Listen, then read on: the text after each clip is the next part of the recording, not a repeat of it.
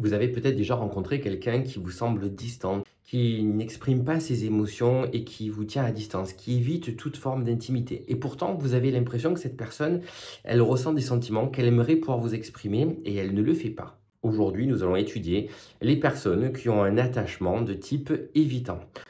Comment ça se manifeste, quelles en sont les origines, on va voir tout ça. Et puis, on va voir également quels sont les signes qui montrent que ces personnes, elles sont attachées à vous, qu'elles aimeraient se rapprocher de vous, malgré le fait qu'elles n'y arrivent pas. Et puis, on verra aussi comment les aider à sortir un petit peu de leur coquille. Alors initialement, la théorie de l'attachement a été développée par John Bowlby et par Mary Ainsworth. En fait, ils expliquent comment nos relations avec nos premières figures d'attachement vont avoir une influence sur notre manière de tisser des liens sur le plan affectif à l'âge adulte.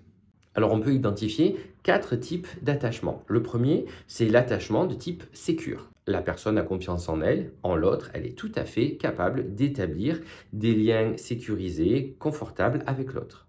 L'attachement de type anxieux va se manifester par la peur d'être abandonné et le besoin constant de réassurance.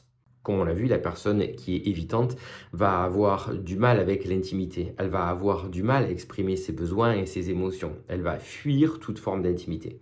Et puis, il y a des types d'attachements qu'on pourrait qualifier de désorganisés, qui sont souvent liés à des traumatismes et qui vont faire qu'on est toujours dans des comportements ou dans des demandes contradictoires. Alors le type évitant est souvent lié à une construction, à une enfance qui s'est manifestée par des besoins émotionnels qui n'ont pas été reconnus, accompagnés ou qui ont pu être frustrés. L'enfant apprend alors à se débrouiller seul, à ne surtout pas montrer ses émotions de façon à éviter le rejet ou la douleur. Alors une personne avec un style d'attachement évitant, elle va éviter, comme vous l'avez compris, la proximité ou l'intimité. Elle peut même avoir des comportements distants, voire méprisants. C'est une défense, vous avez compris. Il peut y avoir également une ambivalence dans les comportements, c'est-à-dire des fois je me rapproche et des fois je me recule. Elle va avoir tendance à repousser les personnes qui s'approchent, même si elles sont bienveillantes, et elle a tendance aussi à minimiser ses émotions. On peut parfois, ça rejoint le côté un peu méprisant qu'il peut y avoir dans certaines occasions, le sentiment que ces personnes sont dans une forme d'autosuffisance. Voilà, ce qui peut être assez refroidissant. Mais tout ça, ça reste des mécanismes défensifs. Ces mécanismes sont toujours liés au fait d'essayer d'éviter une douleur émotionnelle. En général, c'est le rejet.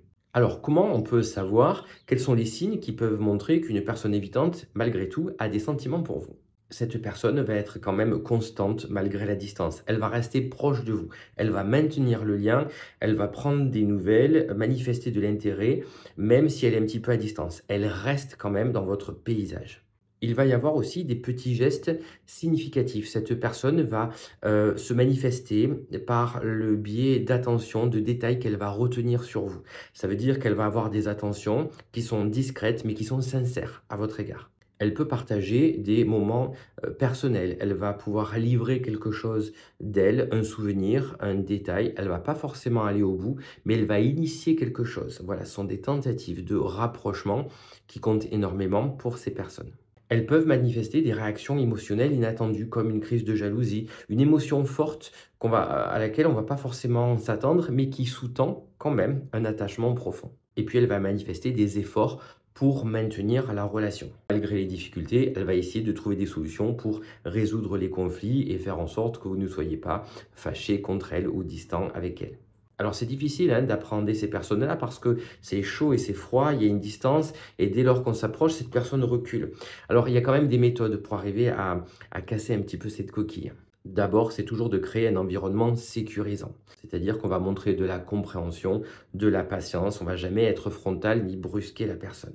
C'est important également d'encourager l'expression des émotions, c'est-à-dire qu'on va être dans une écoute active, on va montrer à cette personne qu'on est particulièrement disponible et surtout sans juger. C'est important également de respecter son besoin d'espace, c'est-à-dire qu'on ne force pas l'intimité, on reste dans une distance respectable, mais on est présent. Il faut être vraiment patient. Il faut être également cohérent et fiable, c'est-à-dire qu'on tient ses promesses, on tient ses engagements, surtout on ne promet pas si on ne peut pas tenir. Ensuite, travailler sur les schémas d'attachement, ça peut être intéressant de proposer à cette personne de travailler avec un thérapeute, un professionnel, travailler ensemble s'il y a un éloignement et si on est déjà en relation avec cette personne. Voilà, mais ça c'est dans un deuxième temps. En fait, c'est important d'arriver à comprendre le style d'attachement d'une personne. Ça permet de décoder ces comportements qui peuvent nous sembler parfois contradictoires ou étranges. Si vous identifiez ces signes dont je vous ai parlé chez une personne qui vous plaît, eh bien, ça peut signifier qu'elle a un attachement pour vous, mais qu'elle lutte avec sa peur d'une intimité trop rapide ou trop engageante. En fait, en conclusion, avec de la patience, de la compréhension et parfois, peut-être même avec l'aide d'un professionnel pour comprendre, on peut arriver à construire une relation sécurisante et épanouissante avec une personne qui a un style d'attachement évitant.